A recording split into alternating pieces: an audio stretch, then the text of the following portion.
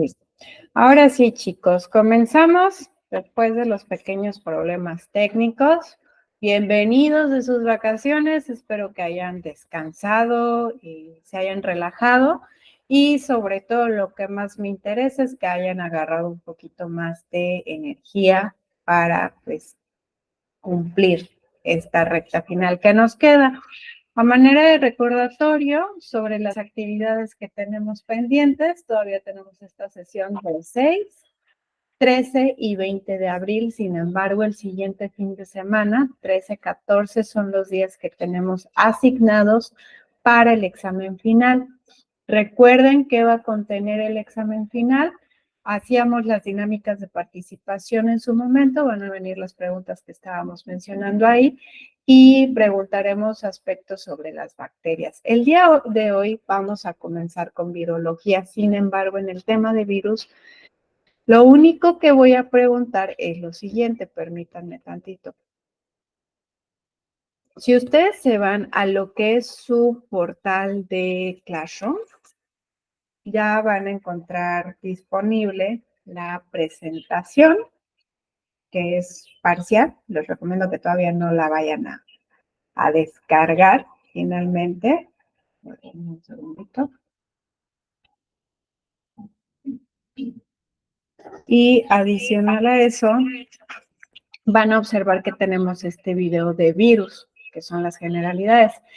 En este caso opté por cargar esta presentación de introducción a partir de un video ya generado disponible en YouTube, porque la verdad, revisando este video está muy bien explicado, el tiempo está bastante amigable, 35 minutos.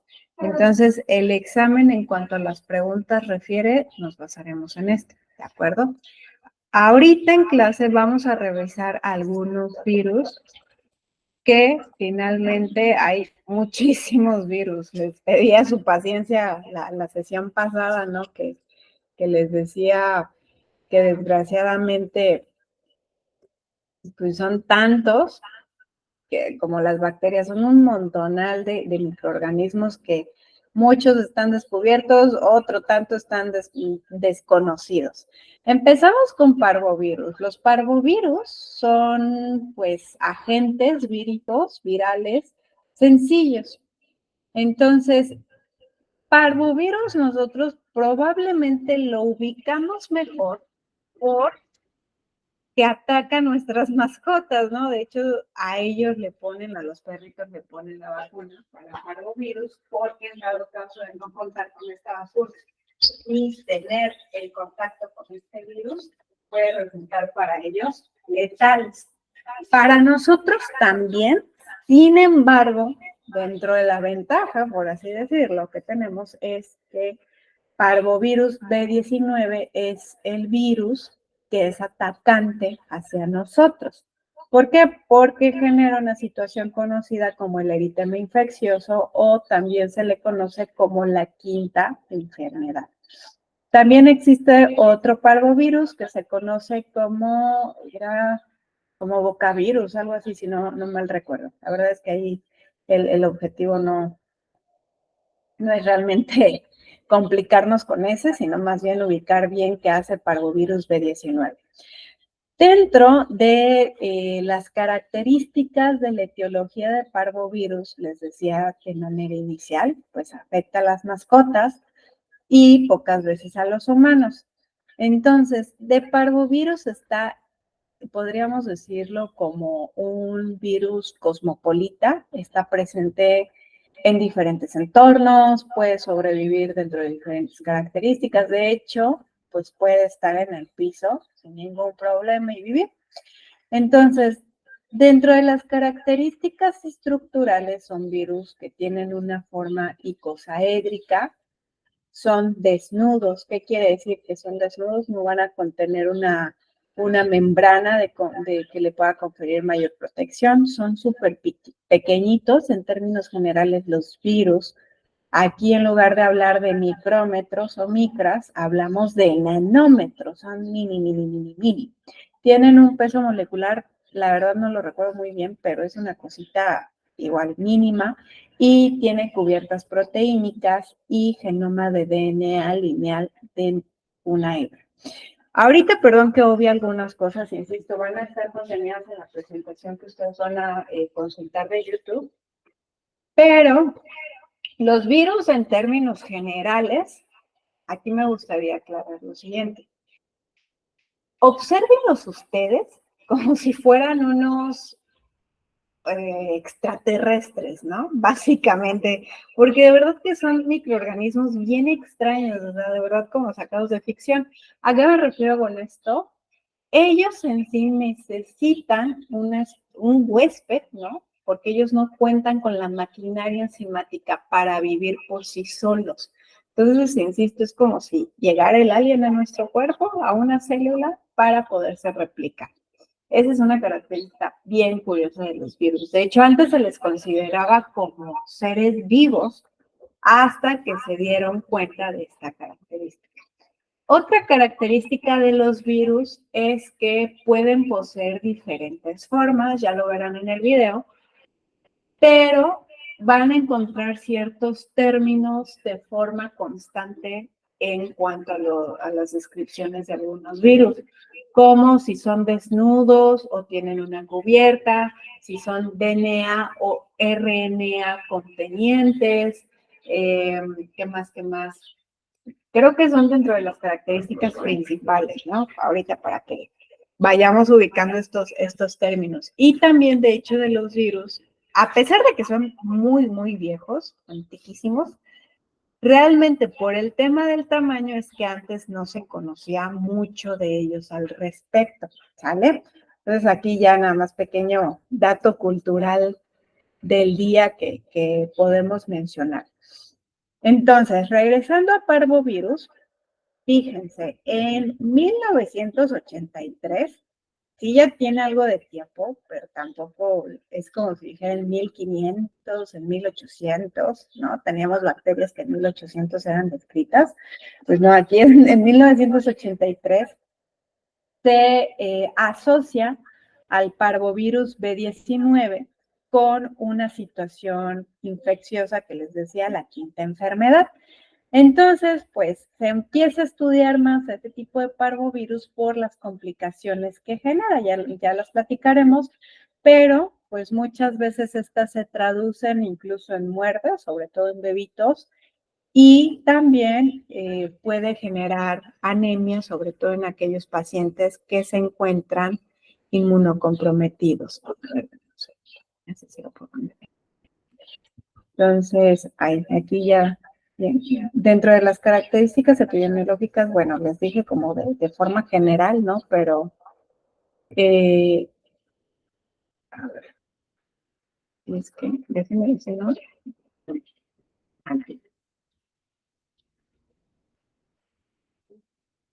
No, ya me estoy queriendo saltar, no me acordaba. Entonces, esto de la asociación. Ahora, parvovirus B19 pertenece a esta familia de los parvovirus, que en sí es Parvoviridae. Esta familiota tiene muchísimas subfamilias, pero una muy característica es Parvovirinae. Y dentro de Parvovirinae tenemos parvovirus, dependovirus, eritovirus, que pues insisto, los que están asociados con parvovirus B19 son los más relevantes para nosotros. Entonces, nada más lo único relevante es esto, parvovirinae. Dentro de las características epidemiológicas que les mencionaba anteriormente, ¿no? Que son cosmopolitas, sobreviven a un montón de situaciones. Algo interesante es que normalmente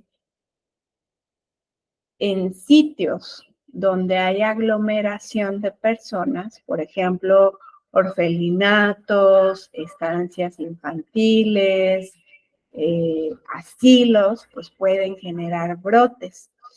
Y de hecho, hablando de los brotes y de las infecciones, realmente atacan diferentes edades. Sin embargo, más o menos a la edad entre 5 y 19 años se generan anticuerpos. Entonces, por esta razón, en lactantes puede ser letal, ¿sí? Y en las épocas donde es más frecuente, que es en invierno y en la primavera, sin embargo, no quiere decir que en el resto del año no ocurra. Realmente puede ocurrir en cualquier época del año. Sobre todo aquí también, para quienes tienen perritos chiquitos sin vacunas, por favor, no los coloquen en el piso porque muchas veces pueden, sobre todo cuando vayan a la veterinaria, que le apliquen las vacunas, no vayan a colocar al perrito en el piso o en algún sitio donde el médico no les diga, o sea, les diga que ahí no está limpio, porque la transmisión principalmente es a través de vías respiratorias, pero realmente se ha demostrado la presencia del virus en orina, en sangre, en cualquier cosa que pueda actuar como fomites, ¿no? Entonces, por esta razón, hablando de sus mascotitas y hablando de los lobitos, no los coloquemos en sitios donde no estemos seguros si se llevaron o no técnicas de asepsia correctas. Entonces, la transmisión principalmente se da por vías respiratorias. Eso sí es algo que debemos de tener en consideración. Dentro de los mecanismos de patogenia, tenemos muchísimos. Entonces, por ejemplo, para empezar, una vez que nosotros tuvimos el contacto con parvovirus, más o menos van a ocurrir o transcurrir, mejor dicho, 5 a 7 días para que inocule y pueden permanecer viables entre 10 y 15 días. Entonces, más o menos entre los días 10 y 13, si nosotros midiéramos en sangre, encontraríamos ya indicadores de que el aparato inmunológico, el sistema inmunológico, perdón, empezó a actuar. ¿Por qué? Porque íbamos a encontrar inmunoglobulina M e inmunoglobulina G. Recordemos que estos dos tipos de inmunoglobulina, sobre todo inmunoglobulina M, bueno, las no les puedo decir ni uno ni otro. O sea, son como atacan contra todo, realmente. Por ahí nada más asociémoslo, cuando hablábamos de inmunoglobulina E, es más relacionado con cuestiones alimentarias, ¿no? M y G son como muy grandotes y atacan contra todo. Entonces, una vez que ya se introdujo, se multiplicó, principalmente va a atacar a las células del tracto respiratorio. Sin embargo, es capaz de migrar a las células eritroides.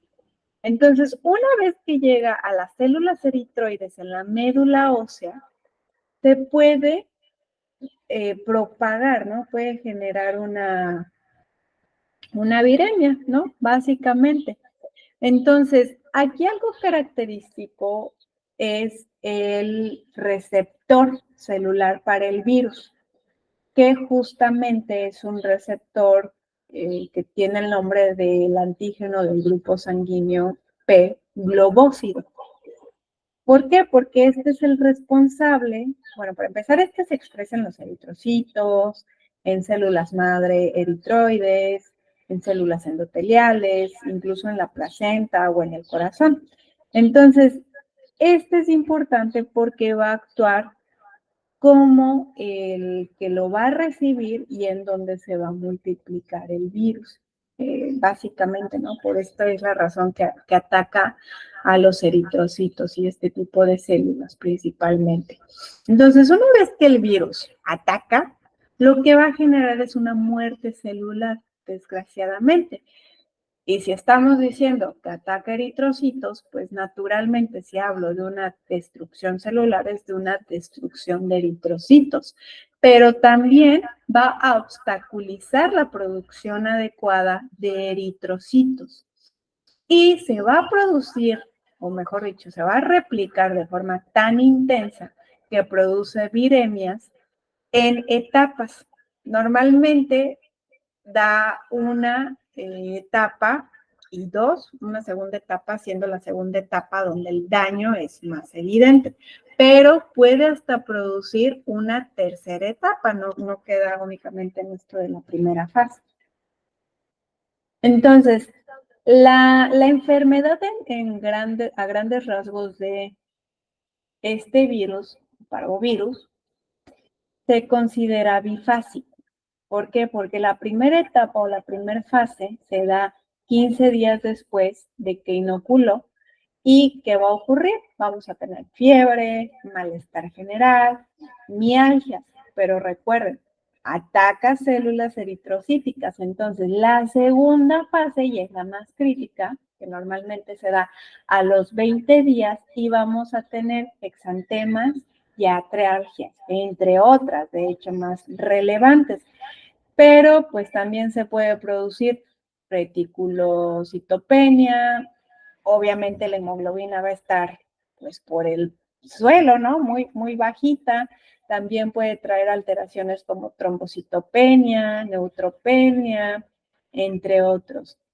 Y, pues, normalmente la respuesta que se tenga dependerá del estado inmunológico del paciente, porque a mayor inmunocompromiso, mayores complicaciones, ¿no? Entonces, dentro de las manifestaciones clínicas, siempre vamos a tener, hablando de infecciones virales, siempre habrá una fase prodrómica, es decir, síntomas inespecíficos. En este caso vamos a tener fiebre, dolor de cuerpo, malestar general, sobre todo semejan como una enfermedad tipo gripal, ¿no? Y esta fase pues puede durar 4 o 14 días, dependerá. Ahora, una vez que empieza la enfermedad, la manifestación más frecuente es el eritema infeccioso. Normalmente hay eritema, signo de la bofetada. A ver, aquí les puse. Ay, perdónenme aquí, es que les puse la imagen de este pequeñito de fondo, pero el signo de la bofetada, dan de cuenta, las mejillas se ven muy, muy rojas. De hecho, si ustedes colocan parvovirus B19 en buscador de imágenes, van a encontrar fotos de un montón de pequeñines con las mejillas rojas, rojas, rojas, rojas. Entonces, a eso hacemos referencia. Sin embargo, este enrojecimiento no se limita únicamente al rostro, porque se extiende a extremidades, el tronco, sobre todo en las áreas que quedan expuestas al sol. Y desaparece más o menos, hablando de un individuo en buen estado de salud y nutricional, 1 a 2 semanas, que el sistema inmunológico lo logra neutralizar. Sin embargo, puede desaparecer y en algunos casos no, puede ser persistente en meses, sobre todo en personas que están inmunocomprometidas. Les mencionaba que normalmente es bifásico, sin embargo, puede presentarse una tercera fase. La tercera fase es un tanto inespecífica porque puede reaparecer con cambios en la temperatura, el ejercicio, incluso las emociones. Y el exantema es el que reaparece. Entonces, pues dependerá las características del individuo, ¿no? Porque imaginemos, supongamos que tengo una persona con una situación, vamos a hablar de algo poco probable, poco común, pero que puede ocurrir. Ya saben, aquí vamos a complicar las cosas. Imaginemos que yo tengo un paciente que tiene lupus, ¿vale? Todos ubicamos perfectamente que el lupus, por sí solito, es una entidad clínica muy relevante. Pero este individuo, pues, se expone a parvovirus. Entonces, probablemente en este tipo de paciente, si el tratamiento no está siendo el adecuado, el control del lupus no está siendo adecuado, podríamos hablar justamente de esta tercera fase, y que de hecho les puse a propósito el ejemplo del lupus, porque el lupus también tiene desencadenantes inespecíficos. Entonces, pues sí se van dando cuenta cómo algo tan chiquitito puede alcanzar magnitudes tan grandes, ¿no? De pronto en este parque. Ahora, también puede haber otro tipo de alteraciones. La verdad es que son muy, muy variadas. Aquí lo tenemos, el síndrome purpúrico, la anemia. La anemia, insisto, es algo que se da muchísimo, sobre todo en pacientes inmunocomprometidos. Hay eritroblastopenia, hemofagocitosis, perdón, encefalopatías, neuropatías periféricas, meningitis, o sea, el ataque puede ser general. Entonces, en algunos casos puede generar una situación que se conoce como crisis de aplasia medular. Y pues básicamente les decía, en el caso de los lactantes puede llegar a ser letal, ¿no? Sobre todo ahorita relacionándolo con la crisis aplásica, perdón, se los dije así como si todo el mundo dijéramos, claro, te lo explican, ¿no? En la crisis aplásica, ¿por qué es importante? Porque muchas veces hay anemia hemolítica. Entonces, esto puede ocurrir en pacientes inmunocomprometidos que ya tienen compromiso de más partes, de más sistemas, y entonces puede ser letal. Ahora, en cuanto al diagnóstico, se logra, bueno, podemos buscar anticuerpos, ¿no? Específicos, sobre todo inmunoglobulina G y M para adenovirus, pero podemos utilizar otro tipo de técnicas ya más sofisticadas, como es el caso del radioinmunoanálisis, la inmunoabsorción enzimática, bueno, la famosísima prueba de Lisa, el Western blot, también incluso por la prueba de PCR, la reacción en cadena de la polimerasa, y pues básicamente, ¿no? Ahora, en cuanto a cultivarlo, ¿sí? Sin embargo, la verdad es un tanto difícil el cultivo de parvovirus B19. Más bien lo que se utiliza es la presencia de los anticuerpos IgM contra B19 o de los anticuerpos IgG, ¿no? Recordemos que en el caso de IgG es cuando ya es como esa memoria, por así decirlo. IgM me indica que es algo reciente. En cuanto al tratamiento, no existe tal cual un medicamento. De hecho, la mayoría de las infecciones por parvovirus B19 cursan de forma asintomática y no se requiere un tratamiento. Sin embargo, en casos graves, donde hay un inmunocompromiso o es población vulnerable, se recomienda la aplicación de inmunoglobulina intravenosa, sobre todo que contenga anticuerpos neutralizantes contra parvovirus humano, ¿no? Principalmente. ¿Por qué? Porque nos va a ayudar en casos de infecciones persistentes y también en pacientes inmunocomprometidos minimizamos riesgos. Por ejemplo, las anemias en este tipo de pacientes las podemos evitar en estos casos. En el caso de las vacunas, tampoco hay vacunas humanas. En el caso de las mascotitas, afortunadamente sí.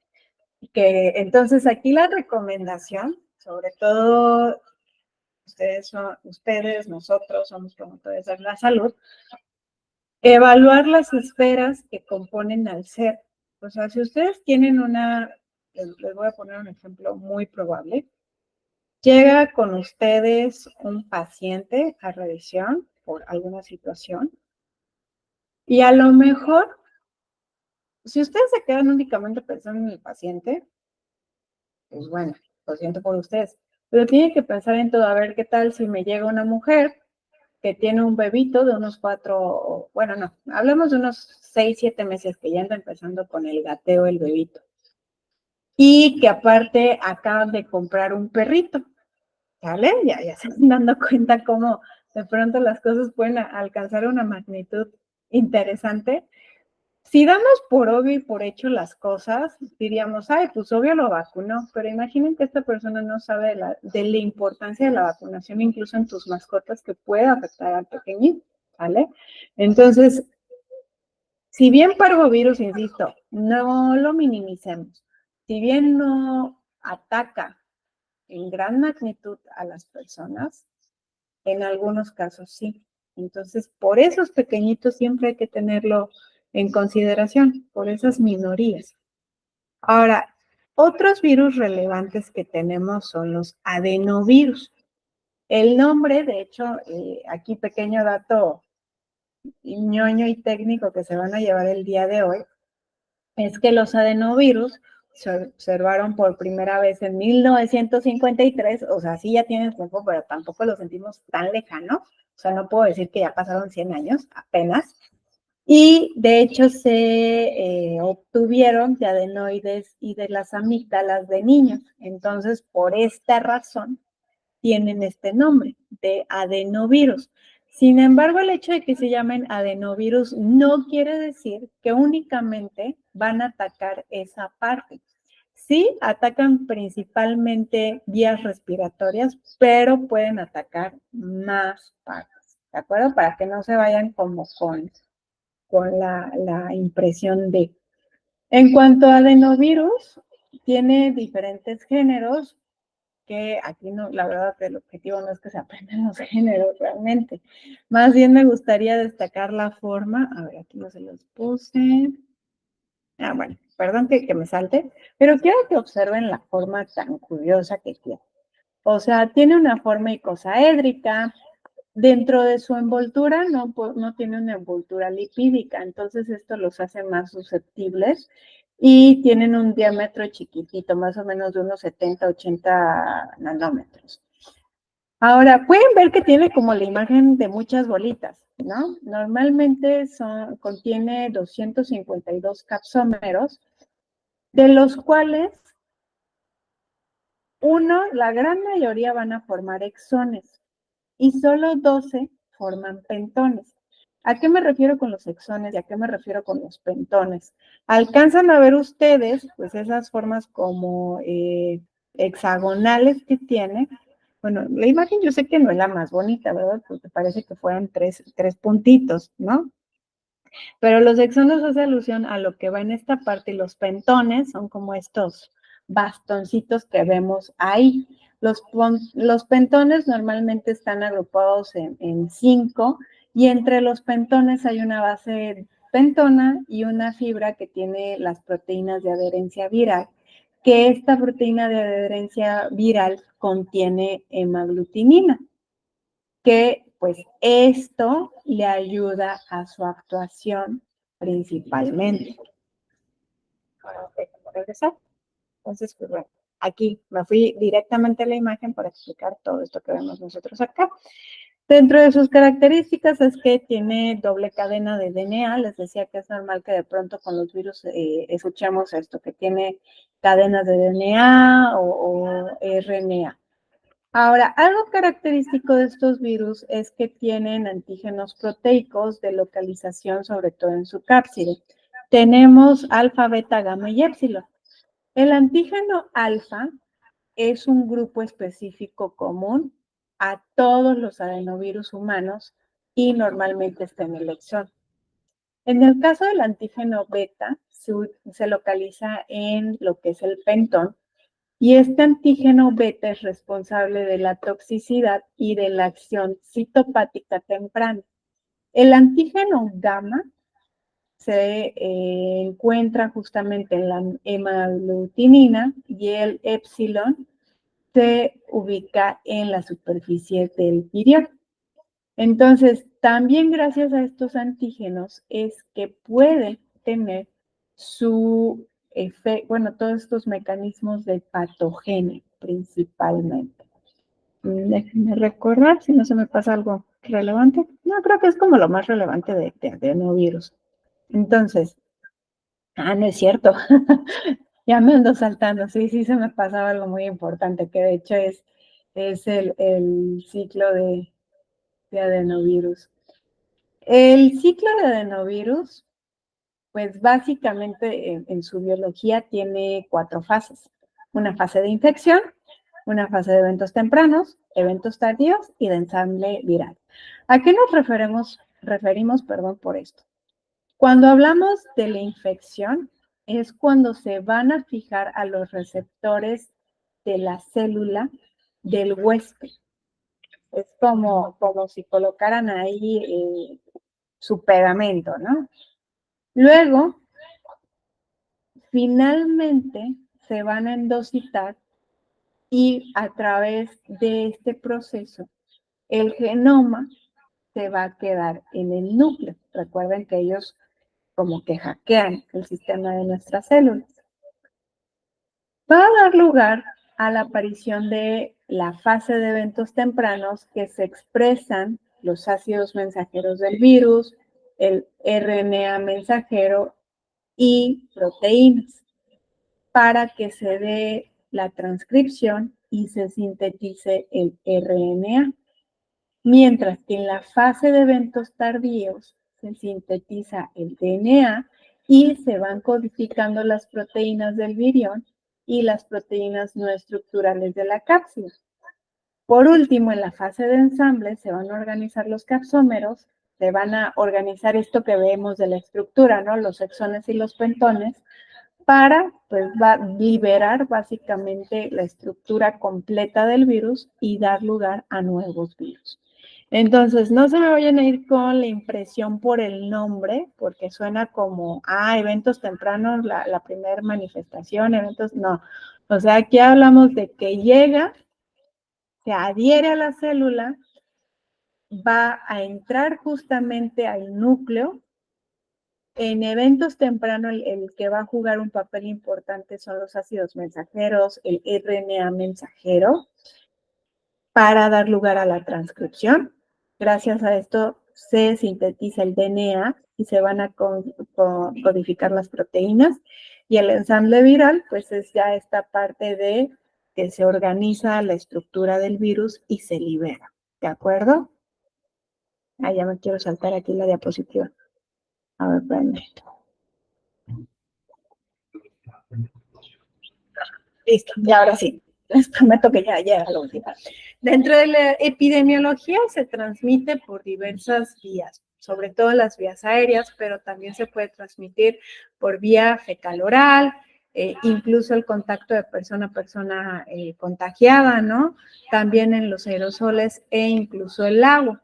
Aquí, ojo, les puse incluso en piscinas, pero por favor, que no cunde el pánico, no se queden con esta impresión de que las albercas van a tener adenovirus. Bueno, salvo que las técnicas de mantenimiento no sean las adecuadas. Pero aquí les puse un ejemplo. Las alberquitas inflables, ¿qué pasa? Pues no las podemos filtrar, no les podemos echar cloro, no les podemos echar todas las sustancias que requieren normalmente el mantenimiento de una alberca. Entonces, si llevan ustedes o si ustedes se van a estas alberquitas inflables o a sus niños, por favor, que sea con niños sanos, ¿de acuerdo? Porque si no se pueden contagiar por ahí, de pronto. Incluso en las toallitas, ¿no? En las toallas, pues, normales, pueden sobrevivir. Por eso la importancia de no compartir nuestras toallas. No es por seres egoístas, sino es por prevenir, salvo que exista como mucha confianza y mucho conocimiento de las personas, adelante. Ahora, normalmente las infecciones son asintomáticas, sin embargo, en algunos casos se puede complicar porque puede dar por lugar a una faringitis, también afectar la conjuntiva y producir conjuntivitis o dar queratoconjuntivitis. Perdón, ahí dice aguda, es aguda. Dar una enfermedad respiratoria aguda, incluso provocar neumonía, laringitis, bronquitis, todo lo que termine en itis. No es cierto, bromeo. O sea, afectar principalmente vías respiratorias y también los ojitos. Pero les mencionaba que no se limita únicamente a esa zona, también puede producir gastroenteritis en niños. De hecho, genera del 5 al 20% de los eventos de gastroenteritis en niños. Por eso es importante que cuando se manipulen alimentos, estemos 100% seguros de que se lavó y desinfectó correctamente, si es un alimento crudo, y si es un alimento que va en cocción, pues me esté alcanzando las temperaturas adecuadas y a su vez que yo evite contaminación cruzada, ¿no? Ahora, dentro de los mecanismos de patogenia que tenemos, principalmente, ya veíamos el ciclo, ¿no? Eh, esta parte me encantaría que lo tuvieran como muy, muy presente. Entonces, los mecanismos de patogenia principalmente se van a multiplicar en vías respiratorias, pero no se limita en esa zona, también puede dañar pared intestinal, riñones, vejiga, hígado, tejido del sistema fagocítico mononuclear e incluso del sistema nervioso central, que en este caso podría resultar letal, ¿no? Entonces, en lo que son las vías aéreas, principalmente atacará a nivel de los bronquios y los bronquiolos. Entonces, al atacar en ese nivel, va a producir moco, mucha secreción. Ahora sí que de esas tos, de esas secreciones feas, y de hecho, puede dar una tos, perdón que haga la expresión, o sea, sí es de esas veces que te da una tos de perro, ¿no? Así de esas toses fuertes, ¿no? De hecho. Ahora, cuando hablamos de un estado de viremia, es decir, que se propagó por todo el cuerpo, el tema de preocupación es que se pueda alojar en alguna parte del cuerpo y se reactive de forma posterior. ¿Por qué? Porque entonces en algún momento de inmunocompromiso podría traer complicaciones. Sin embargo, en la mayoría de los casos, pues normalmente incuban un periodo de 8 a 10 días, vienen los síntomas a partir de este periodo y la enfermedad puede durar de 5 a 12 días, sin embargo, se puede prolongar aún más. Perdón. Ya.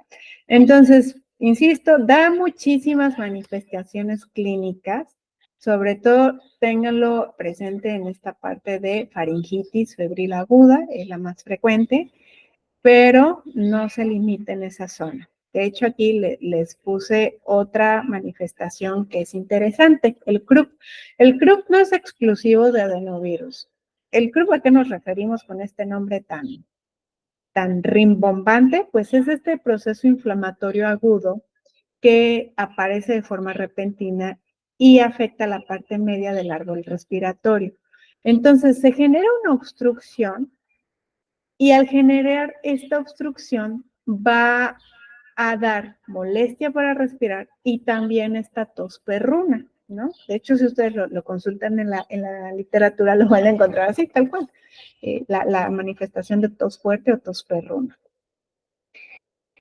También puede generar bronquiolitis, recuerden, afecta bronquios y bronquiolos, puede dar gastroenteritis, que en este caso observen algo muy interesante. El cuadro me puede durar de 8 a 13 días, incluso hasta 21 días. Aquí es importante porque no es lo mismo hablar de una gastroenteritis en un adulto que puede verbalizar, puede decir me duele, entiende que tiene que tomarse el suero porque si no se va a deshidratar de espanto, versus cuando hablamos de un paciente pediátrico donde lo que debo de objetivizar como importante es el restablecimiento adecuado de los líquidos y de los electrolitos. En casos más graves, pues puede dar una cistitis hemorrágica que puede dar lugar a hematuria, es decir, que se elimina sangre a través de la orina, puede dar a estados de esta sensación de urgencia urinaria, ardor, ¿no? Incluso fiebre. También en recién nacidos puede afectar, sobre todo cuando son recién nacidos chiquititos. Más o menos a la edad de 10 días en los recién nacidos va a dar las manifestaciones, sobre todo a nivel de las vías respiratorias, pero en estos casos puede ser letal. Entonces también aquí nosotros como promotores de salud, recordemos fomentar el respeto a estas prácticas que tenemos, ¿no? De que no le debemos de dar besitos a un recién nacido. Incluso ahorita recuerden y transpongan, perdón, tratar, bueno, no, ¿cómo es? Superpongan lo que les decía. Si puedes sobrevivir en toallas, pues también la ropita que usemos con los recién nacidos de preferencia sea una ropita limpia, que estemos seguros donde se conservó, pues para evitar todo este tipo de situaciones, ¿no? Más vale prevenir que lamentar. Dentro del diagnóstico, aquí, como, perdón que se los diga así, pero puntualmente no recuerdo muy bien la técnica. Pero mira, más o menos consiste en lo siguiente, o sea, vas a tomar la muestra de la faringe, no recuerdo el nombre del elemento que tú vas a utilizar. Sin embargo, en niños es un tanto difícil y es un tanto invasiva. Entonces, en este caso, que no sea posible, se puede obtener de otras muestras, como es conjuntiva, heces y orina. Ay, perdonen chicos, aquí también me comí la I, les voy a cambiar la diapositiva ya, bueno, la presentación por la correcta, sin faltas de ortografía. Y una vez que se obtiene el aislado, se cultiva. Normalmente el cultivo contiene células heteroploides en donde se confirmará la presencia de adenovirus si crece. Si no crece, pues no hay adenovirus, ¿verdad? Pero también podemos utilizar otras pruebas, como es el caso de la prueba de Lisa, hemaglutinación, inhibición de la hemaglutinación, muchísimas otras, ¿sale? Entonces, una vez que queda confirmado, pues realmente no existe tal cual un tratamiento. Sin embargo, se puede usar ribavirina y cidefovir, antirretrovirales, y tampoco existe una vacuna específica. Bueno, a ver, no vaya a decir un error o que se confunda aquí la situación. Sí hay vacunas que proponen mecanismos de actuación contra adenovirus. Pero tal cual que se tenga reconocida, esta es la única y verdadera, no tal cual, ¿vale? Digo, ahí para que no vaya a tergiversarse la cosa, ¿no? Principalmente. Entonces, principalmente aquí es prevenir, como les mencionaba, lavar las manos, prevenir la contaminación con los alimentos, también incluso cuando vayamos a nadar, lo que les decía, si son estas alberquitas, pues con personas de mucha confianza y que estén sanos, cuando visiten bebitos, por favor, no besos, no contacto, para evitar este tipo de contagios, porque como bien veíamos, en algunos casos, pues puede ser letal y lo último que queremos es esto. Entonces, parvovirus y adenovirus, como estamos revisando, atacan principalmente vías respiratorias, mas no se limitan única y exclusivamente en esto. Ya vimos que se pueden diseminar a cualquier otra parte del organismo, de hecho pueden dar por lugar a viremias y en este caso, pues afectar diferentes partes como el sistema nervioso central y entonces volverse una situación delicada de vida o muerte. Hasta aquí es lo comprendido en la clase, chicos. Nada más no olviden su tarea, entre comillas, lo digo de esta forma porque no es tal cual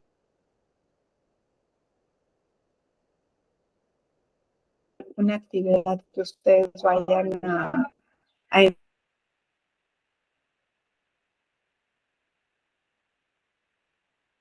entregar.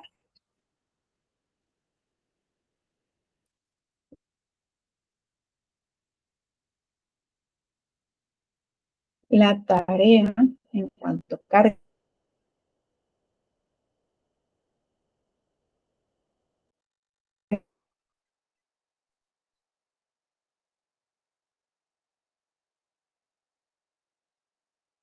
de la página, ¿verdad?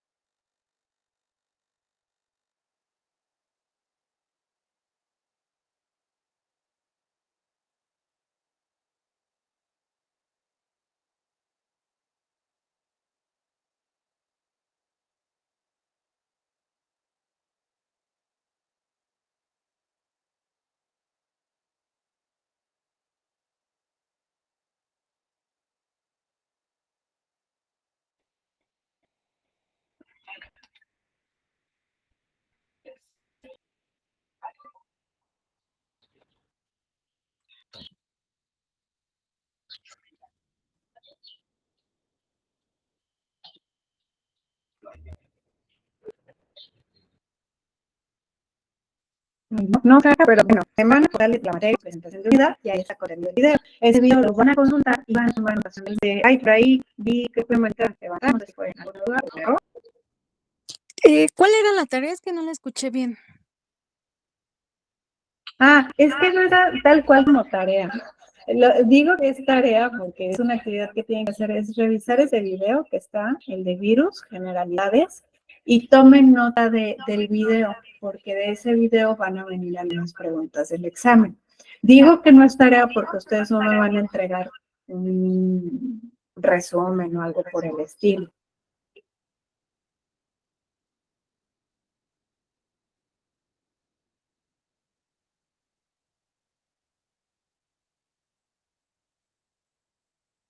Ok, gracias.